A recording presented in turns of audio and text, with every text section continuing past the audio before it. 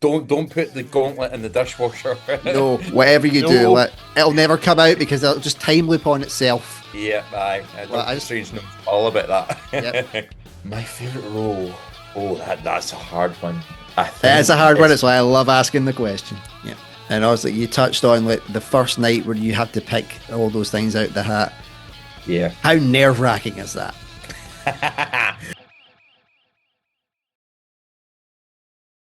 Jude, great to see you, my friend. How you getting on? It's good to see you as well. How you doing? One day at a time, man. I cannot help but admire this entire Marvel setup that you've got in the background. Yeah, I know I've got like my Captain America shield and my Infinity Gauntlet as well. So Yes. yeah, Is that the it's Infinity pretty. Gauntlet mug? No, it's the Infinity Gauntlet glove. So, and I've got it Wow. positioned as if it's doing the click. So Oh, the yeah, snap. Yes. Like, so I used to yeah, have like a Mankind, like the Infinity Gauntlet, the mug itself, yeah. but the stones kept falling off every time I washed it. Oh no. Which is gutting. I'm like, I get they probably wanted it to be like, just like something that sits in your mantelpiece, but I Yeah, want a coffee. I know. Yeah. So it's like, yeah, it's like I don't want to be like what having to fish like, the time stone out of the sink. That's something Thanos did not Yeah, think about. I know exactly. Yeah. It's like I've now completed my mission. Now what do I do Yeah. with this? Don't put the gauntlet in the dishwasher. No, whatever you do, No. it'll never come out because it'll just time loop on itself. Yeah, aye. Well, I Doctor just, Strange knows all about yep. that. Yeah, they having Thanos' dishwasher doing a rage quit. Aye. That would be amazing. Like just seeing like those type of what ifs. Give us that, Marvel. Give us that. Oh, yeah. We could have a what if reboot maybe with that in mind. Yes. Yeah. A what if parody series of like, like what happened, like, if Ant-Man did go up there, but like he got hmm caught in the long intestine and it's like I Oh. forgot I forgot there's 2 miles of track in here and I'm small. This is gonna be like 12 miles for me. I don't know if I could do this. It's like the Shawshank Redemption of Thanos' butt. Oh God. Oh. You're now wondering what the hell you got yourself into with this show, aren't you? Hey, that's what we're here for. But Let's what we're just go here with the flow. Yeah. What we're here actually to do is to talk about you, my friend, and talk about your origin story. Mhm. Because the one thing we all have in common is that we all have an origins. So, Jude, for Yeah. my followers, please tell us your origin story. So my origin story, well, I come from Hamilton in Scotland, and growing up, I have always been obsessed with cinema and theatre.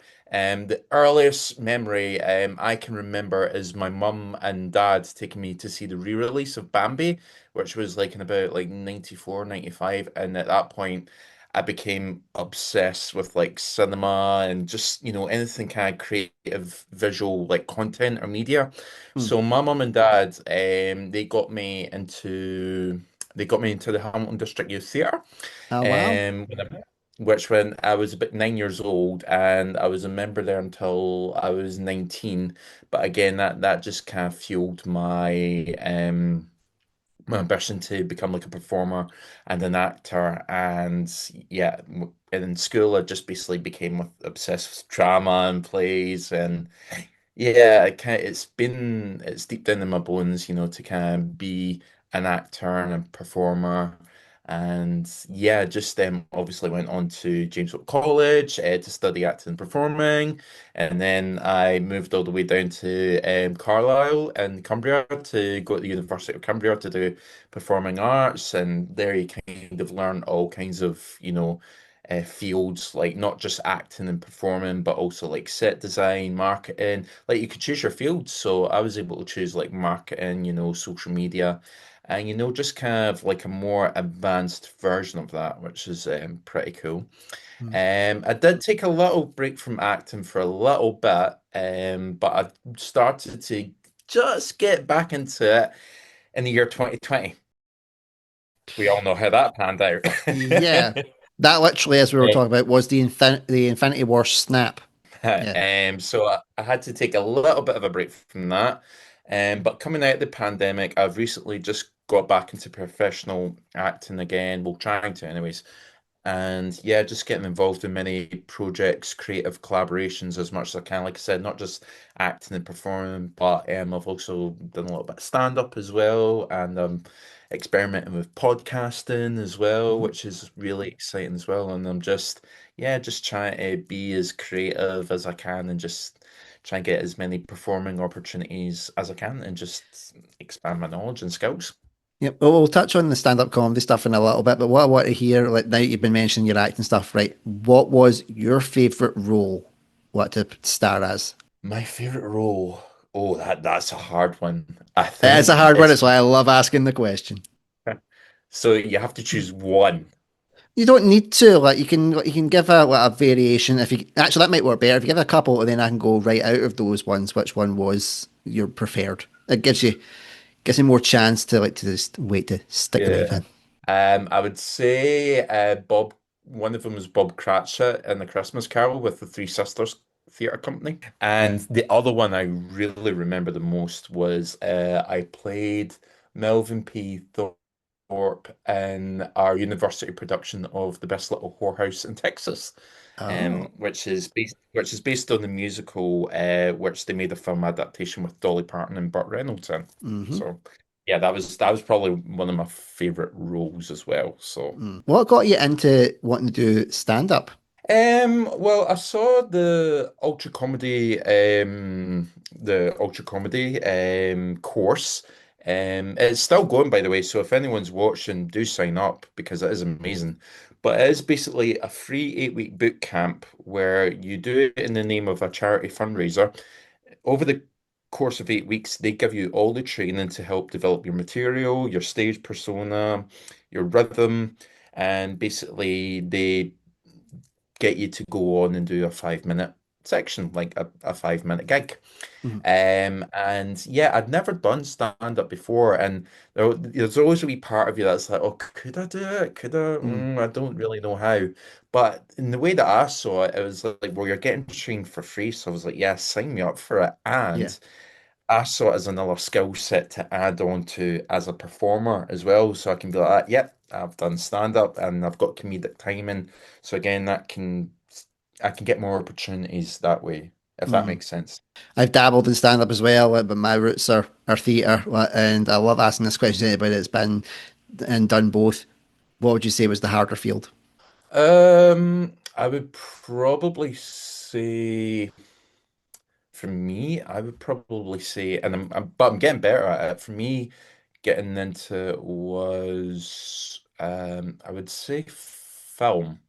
Mm. Because when you're kind of maybe a lot of performers feel this, but you're kind of brought up in like youth theatre and school and college, university acting. A Mm. lot of it is primarily theatre. You're not really properly trained. Like there aren't really a lot of units and modules that can cover screen acting, Mm. which is ironic because a lot of casting directors and a lot of companies look for show reels which is consistent of film footage. Yes. So I started to get back into kind of like film acting like through the Glasgow Film Crew, and then obviously we're developing our films with Scott Ness, to kind of developing my skill for acting on screen because again it's still acting, but the rhythms and the kind of nuances are very different between, theatre and film. So I would say again, I feel as if I'm getting better at it, but I Mm. would say film, even though like I wanted to get into it, film was quite challenging for me to start off with, I would say. Mm. I think one of the things that they don't tell you about when you're transitioning from stage to the screen is that when you're on stage, everything has to be amplified Oh because yeah. you're on a stage, like lots of people are watching you quite far away. You've got to make sure that everybody sees your facial expressions, your movements, all that kind of stuff. Mhm. When it's TV and film, you've got to really start to rein that all back in. And even if you think that you're Mhm. reining it in, you're not reining it in enough. Because I remember I was doing even just a background role. It was for when they did Rebus, the new Rebus. Yeah. And Mhm. one of the directors said the ginger one needs to cut down his acting by 200%. I was deliberately a pain in the arse for the rest of that 12-hour session. Like, but the best part was I still kept getting called up to perform. I must have done. He must have been like, I just want to see if he's going to break, and I was like, bring it on, motherfucker! I've dealt with a lot worse than you. Yeah, Uh, no, definitely not. so what would you say has been like your well, we'll just say challenging, your most challenging like project to do? Like obviously, I'm not looking for like dirt dishes. It's just like if maybe something that you've maybe felt, I might be a little bit out of my depth, or it's just been something that maybe it just hasn't quite gelled with you. Project that I've kind of felt as if hasn't kind of gelled. Yeah, but don't worry. It's also Or, why I've or said it's not like a dirt sheet thing. Like I'm more than happy to tarnish my reputation. My reputation can't get any worse than it already is. I want to build you up, well, and make sure that you've got like all the good points. But for anybody that does like performing, there is a lot of hardships to Mhm. it. There's a lot of difficulties to it. So highlighting some of that is also a good thing to say. So, well, was there Yeah. any ones that you've been on that you were maybe you thought I was out my depth, but you were able to rise to the occasion? Maybe put a bit of a better spin on it.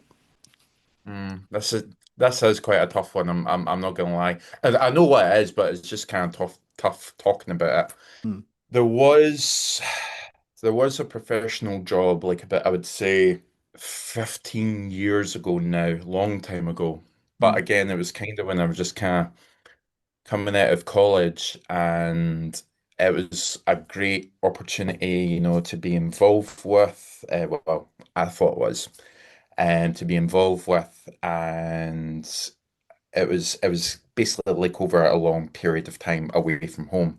The Unfortunately, the company, well, not the company, the group of people that we were kind of traveling with, basically it was like a lot of it was kind of a lot of kind of that kind of like negative stuff kind of coming from Right. them, and kind of saying, getting like picked on quite a lot.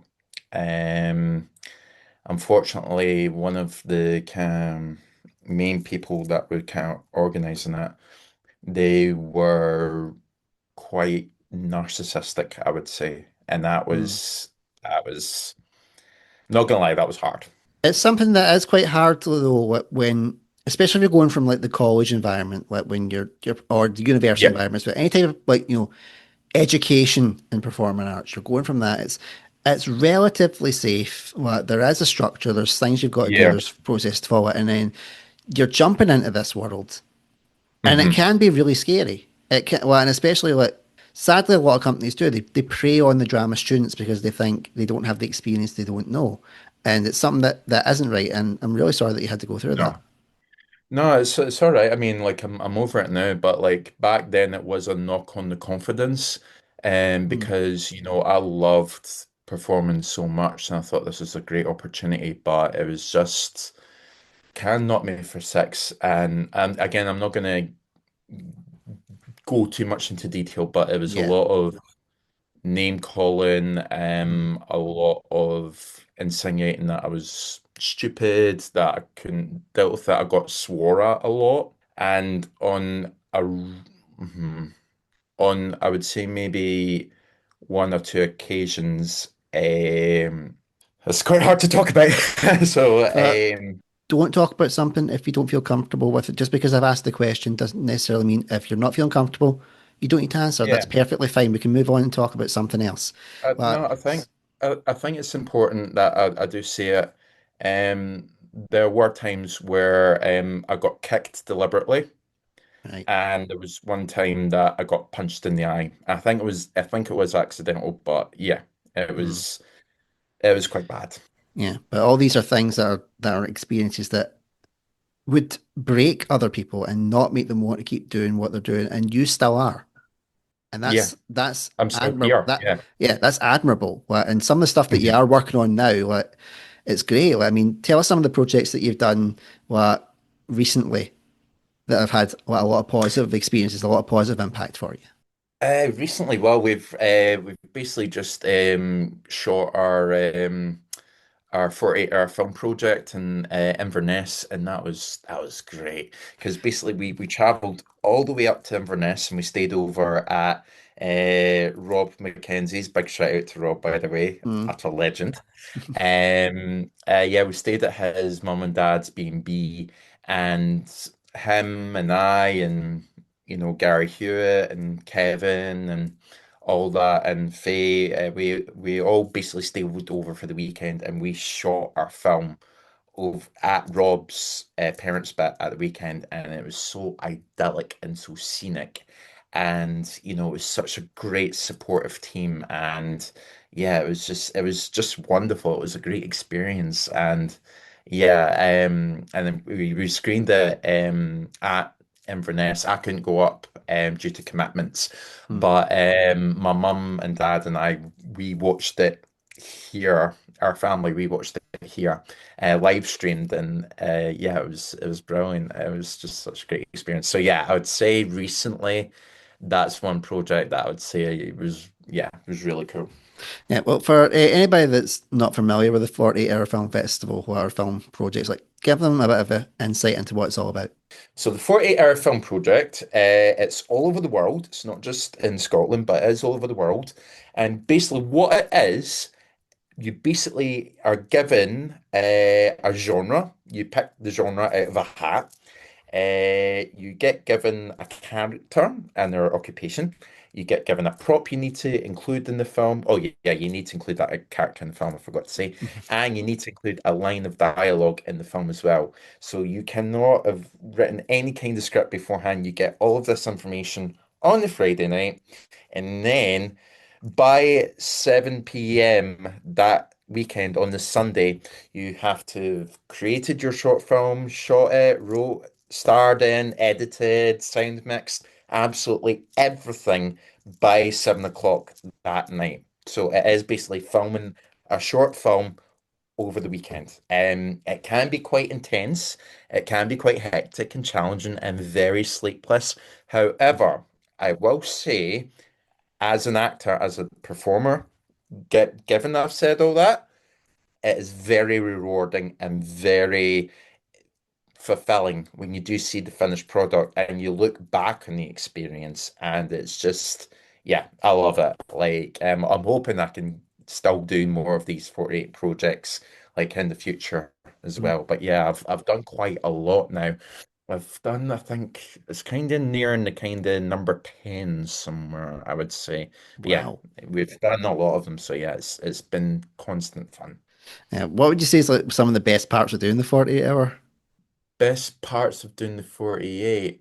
Well, I would say the craft of shooting is great, but I would say the best experience is the screenings and then the awards, because you do get to meet with the other filmmakers and connect with them and celebrate your hard work. And then there's the awards as well, celebrating everybody else's hard work. And yeah, just basking in the basic creative goodness that's the community wherever that 48 hours being held. Hmm. So, how many have you done now? Like, you said you were probably in the tens. Like, do you have an exact number? 8, I think. I might be There, wrong, but I no. think it's about 8. There you go. Like, you're either at the double digits or you're not far off it. Yeah. So how many do they do? Like, is it one a year? Is it two a year? Like, I've done one. I've done one of them. One was enough for me. So, in fairness, like, massive props to you, like, for doing as many as you do. So, how many do uh, they do over the year? well, in Scotland, they're doing 4 right now. So that's Wow. Edinburgh in May, Inverness in about July, Glasgow in October, and then Aberdeen in November. But they do them all over the world. So if there is anybody watching, just go on the 48-hour film project website and they'll have a listing of what cities are taking part and how you can apply. Yeah.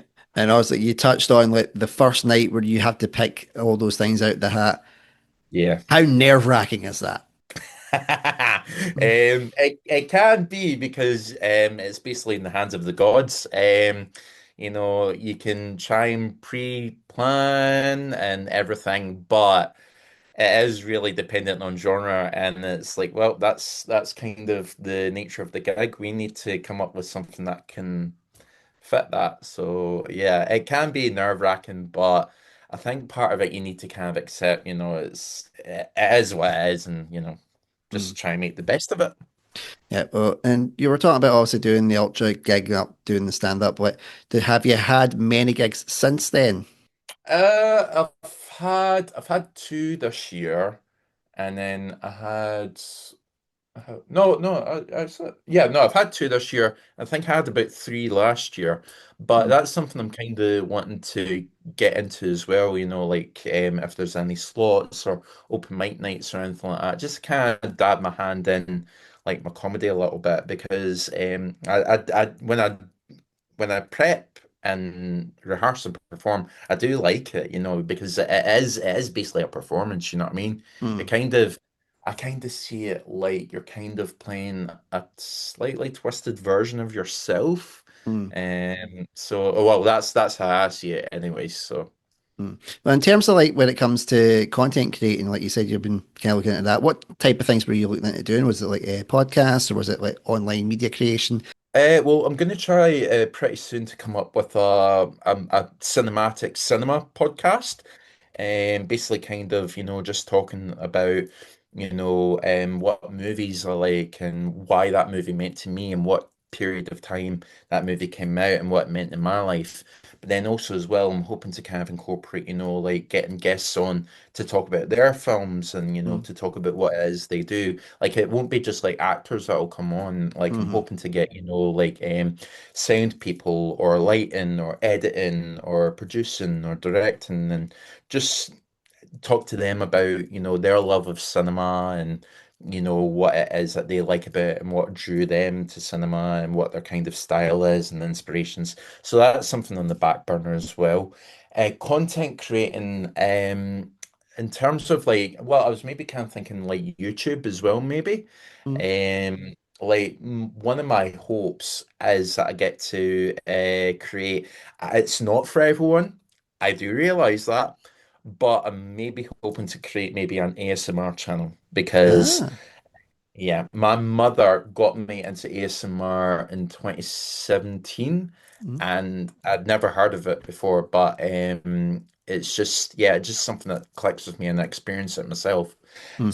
So for So, anybody that is that maybe not aware of it, because I was only aware of ASMR like over the last couple of years, but so there might be some people that still don't know about it. So what, for anybody that's watching it, maybe wants to know more about it, is ASMR. So ASMR, it stands for Autosensory Meridian Response. What that means is like there's a section of the brain that gives you tingles and basically kind of enables your body to relax and calm down and, rest your kind of heart rate. And, this is ideal for like sleep or people that are dealing with stressful situations. And the kind of videos that, or audio that do involve ASMR usually kind of involve a lot of people talking to the camera, giving personal kind of like positive affirmations like you can do this, you've had a hard day, but you're valid, you're here, you're worthy. And sometimes it can be role play, like someone can be like, oh, it's a waitress at a burger bar, or it can even go into like horror, like, oh, this is a vampire cradling you to sleep or something like that. And sometimes, it can be even just like white noise, like, rain falling or thunderstorms or walking or anything like that. The only one that I don't like is food. Food ASMR, people chewing on camera, it is a little bit. However, there is Mm. one exception to that. I would say fizzy pop, like pop and candy. That's Ah. brilliant for ASMR. Just, the kind Mm. of audio sensation to it is really very, it's very relaxing. But yeah, ASMR, it's kind of started to become a little bit more mainstream Mm. within the past couple of years. And so again, like, I'm wanting to create a podcast. I've dabbled in film and stage acting and podcasts and comedy. So again, ASMR is something that I'd kind of like to get into as well, hopefully at some point. Well, when we're talking about like obviously your cinema podcast, I've got to ask, what is your what favorite like film? It's a very unknown film. Hmm. It kind of flopped at the box office, but it's a movie called Across the Universe. It's directed by Julie Taymor. It stars Jim Sturgis out of One Day and Evan Ah. Rachel Wood out of Westworld. But it's Yeah. basically it's a jukebox musical that's set in the 1960s. It's on film. It's never been on stage, but it's a jukebox musical film. It's about this dock worker from Liverpool called Jude, and he goes in all the way to America during the 1960s, like the Vietnam War and Mm. hippie counterculture, and he falls in love with this kind of sheltered middle class American girl called Lucy, and then she moves to New York, and they fall in love. I'm guessing you're guessing what band it is by mentioning some of the names. I'm Jude guessing C, it's the Beatles. the Beatles, yeah. Mm. They never really kind of properly said it was the Beatles because I think it was a deal with like marketing and whatever to get the rights to the songs as a Beatles musical. Like all the songs are sung by the cast and it's woven into the story. Like there's one bit that I think is absolutely genius is Jude's an artist Mm. when he's over in New York and he kind of deals with still life and he makes a an art installation with pinned strawberries onto the wall Mm. and this is the song Strawberry Fields Forever, but it reimagines it in the context of the Vietnam War. So all of a sudden, like, strawberries become like blood and bombs and bullets and everything. And Mm. it's so creative. And yeah, I've never seen anything like it. And I was a big fan of the Beatles as well. And it blew my mind. And it's Mm. such a great film. So if anyone can watch it, yeah, it's brilliant. I love it. What would you say is like your favorite kind of genre of like, film? I would probably have to say musicals. I think Mm. there's just something about it. It's like it's when it's done well, like musicals can be the ultimate form of escapism. Or sometimes musicals can get dark. Musicals can really highlight something that's up with our society or something that we might need to pay attention to. And if it's done right, the use of song and character and story and spectacle, I feel as if musicals are probably the best form of entertainment for me. I know it's not for everyone, but for me, I would say musicals, when done right on screen, are just brilliant. So, got to ask then, favorite musical? I would probably say Les Miserables. It's Ah. just, yeah, it's everything about the human condition. It's very sad, but it's also very epic at the same time as Mm. well. And again, it's the fact that it's sung through kind of like an opera as well. It's amazing. And the song's really great as well. And yeah, it just that's one I go to every time is Les Mis.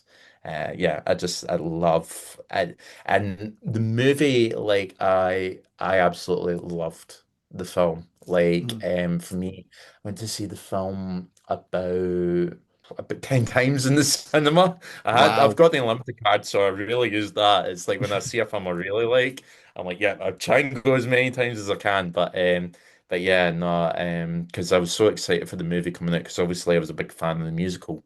So when Yeah. the movie came out, I was like, yeah, I was dragging everybody to the cinema that I knew. I was like, you need to come and see this. It's amazing.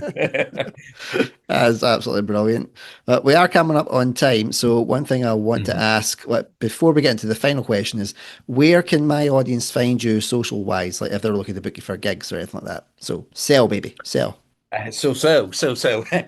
So you can find me on Instagram at judec.potter. You can also find me on Facebook as well.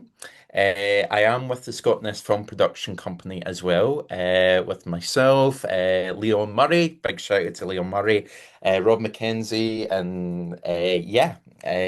So you can find me there. And yeah, you can just find me about whenever in Glasgow. And hopefully I'll be able to find you like when you start getting more projects on the go as well, doing some content creating too. Yeah, Uh, definitely. we'll come to the final question that I ask all my guests when Okay. they come on. Well, because it's a mental health podcast, a mental health show, Mhm. I like to ask this question. So, if you could Yes. give one piece of advice to anyone struggling with mental health issues at this point in time, what would that piece of advice be and why? I would say you're not alone. And I would say you're not alone because there have been times in my life. Um, Not with family, and that my mum and dad have been wonderfully supportive throughout my whole life, but there have been times where in my youth it's been kind of I've been heavily ostracized and bullied and, led to think that you're kind of the odd one out, or you're not worthy, or you have to fit a criteria, or you're not important. Mm. That's utter nonsense. Like everyone, you are worthy and you're not alone. And there are people out there who are kind, who will listen to you, who will, support you and, just make sure that you're okay. That's my message to really drive home is that you're not alone. And, just try and find your community and find people who honestly give you nothing but kindness and love, because quite recently, I feel as if I've found that within the past few years. I mean, I've had my partner as well, since about 2017, and they're wonderful as well. But I'd say coming out of the pandemic, these other people that I've met as well, again, it really helps heal the body and the soul and the mind, and Mm. it can help you get to places, in terms of enlightenment and self-realization and self-improvement that you weren't even aware of. I mean, I'm getting to points that I'm not even aware of, and it's just making me so happy and fulfilled. And again, life is life, you know what I mean? We will go through adversity, we will go through bad times, but as long as our community and our support networks stay together and tell anybody who needs to hear this, you're not alone, you can get through anything. Honestly, I guarantee it. You will get through anything. And one thing I did want to say, and the reason that I was glad that you came on is that like I've followed your journey the last couple of years. I know, well, and also it's not my place to say what you've been through. It's not Hmm. my story to tell. That's why I wanted you on here to talk about it. But I want to say that I'm so damn proud of you. Thank Like you. I'm proud the of you stuff, as well. the stuff that you've, because the stuff you've went through, obviously you find out his story if you follow his socials. So that's more plugging for you. That's one. Yeah. But what you've went through, like the adversities you've had to overcome, like not just like in life, but like in the arts as well in this industry. As much as people think it can be glitz and glamour, it's also a massive ball ache at times. Well, Yeah, yeah. and you do struggle, and you do think, is it worth carrying on doing what I'm doing? Is it really worth all the hassle that you get, the stress, the anxiety, the post-show blues, the depression, all that kind of stuff? Well, and when I see like guys like yourself that are able to not only like just like face these adversities head on, but rise above them and really start making positive changes, like Yeah. in what you're doing, it's really, really admirable. Like, and I just want to say, Yeah. like from the bottom of my heart, man, keep doing what you're doing, what because you're fucking talented and you deserve to be happy. Thank you. So do you as well with your channel and stand up as well. Mm. Yeah, like you're saying, it can be tough and it can be hectic, and there can be times where it is really bad. But don't forget your talent and don't forget your worth and don't forget your journey. Just smash through it. It will be worth it. You will look back and all that adversity just makes you so much stronger. Honestly, it really does. And I want anybody listening that needs to hear it. You can smash through it and it is worth it. Exactly. I think that's probably gonna be the title of this one. Like, you can smash through it. Like, because Yeah. it's a positive message. Like, I remember watching it was the show Scrubs. Michael J. Fox was a guest star, and he said, like, if there's something that you really want to do, but your mind keeps throwing up roadblocks, just know you can drive through them. Yeah, That absolutely. it's something that what a lot of people what are able to they talk themselves out of it because the roadblocks are there, and I do it Mhm. myself. What, Yeah. but we can drive through them if we've got the chance. And you've been doing it, Mhm. and I want you to keep carrying on doing it. Thanks, man. You too. So to everybody that's been watching, I've been Andrew Dunn. This has been the amazing Jude C. Potter. Check him out in his socials and any of his work that he's been doing. Give him likes, give him follows, give him all that stuff that we need for our creative souls. And until next time, take care, stay safe. Thank you. Cheers. Bye bye. See you. Bye bye.